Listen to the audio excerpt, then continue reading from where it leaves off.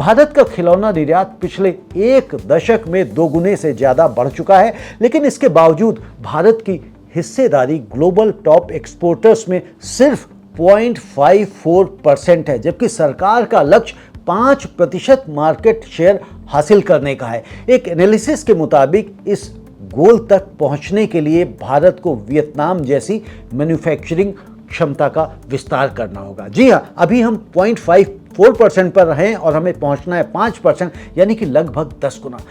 दोस्तों, ये क्यों हुआ है? तो भारत में टॉय मैन्युफैक्चरिंग अब तक ज़्यादा छोटे और मझोले स्तर पर रही है, जबकि चीन और वियतनाम जैसे देशों ने बड़े पैमाने पर फैक्ट्री इंफ्रास्ट्रक्चर, सप्लाई चेन और ग्लोबल ब्रांड्स के साथ पार्टनरशिप बनाई है। और सरकार ने आयात शुल्क बढ़ाकर और क्वालिटी कंट्रोल ऑर्डर लागू करके घरेलू उद्योग को बढ़ावा देने की कोशिश भी की है, जिससे बीते सालों में एक्सपोर्ट दोगुना हुआ है, लेकिन ग्लोबल स्केल अभी भी बहुत पीछे है। ये क्यों मायने रखता है? तो मैन्युफैक्चरर्स के लिए यह एक बड़ा अवसर है अगर सही निवेश हो। एक्सपोर्टर्स के लिए यह नए ग्लोबल बायर्स तक पहुंचने का मौका है।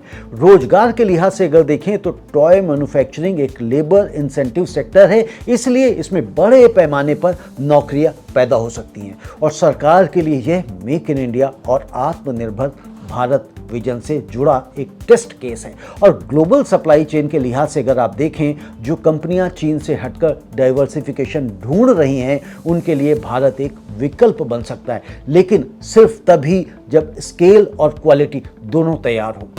अब रिस्क और अपॉर्चुनिटी की भी बात करें तो रिस्क यहाँ पर यह है कि अगर भारत सिर्फ आयात शुल्क बढ़ाकर घरेलू बाजार को सुरक्षित रखने की नीति पर टिका रहा तो ग्लोबल एक्सपोर्ट कॉम्पिटिटिवनेस में पीछे रह सकता है। अवसर यहाँ पर यह है, अपॉर्चुनिटी यह है कि अगर भारत वियतनाम जैसी बड़े पैमाने की एक्सपोर्ट ओरिएंटेड मैन्युफैक्चरिंग नीति अपनाए तो टॉय सेक्टर एक निर्यात चैंपियन भी बन सकता है, ठीक वैसे ही जैसे बीते सालों में इलेक्ट्रॉनिक्स और मोबाइल मैन्युफैक्चरिंग में हुआ है।